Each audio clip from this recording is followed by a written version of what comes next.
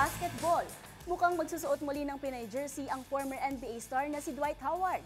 Kasunod ang anunsyong maglalaro ito sa Zamboanga Valientes. Bagamat under negotiation pa, kumpiyansa ang team na papayag si Howard na makapaglaro sa kanila. Ang buong detalye tutukan sa report na ito. Posibleng back in action ang former NBA superstar na si Dwight Howard, suot ang Pinoy jersey, matapos ang anunsyong may tsansa itong maglaro para sa isang panibagong Filipino team.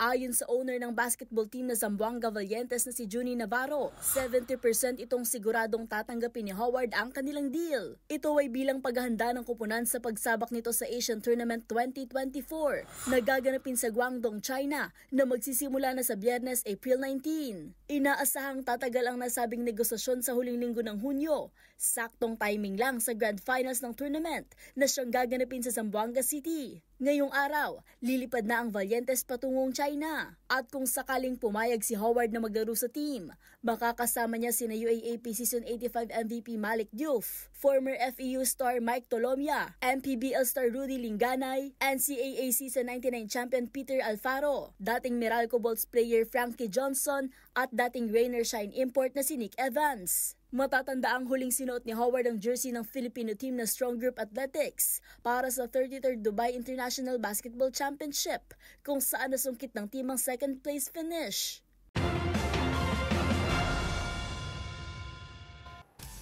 Sa aking pagbabalik film athlete Lauren Hoffman, nabasag ang Philippine record sa 100-meter hurdles at lalo pa sa Philippine Athletic Championship para naman sa 2024 Paris Olympics. Tutok lang sa MBC TV Network News.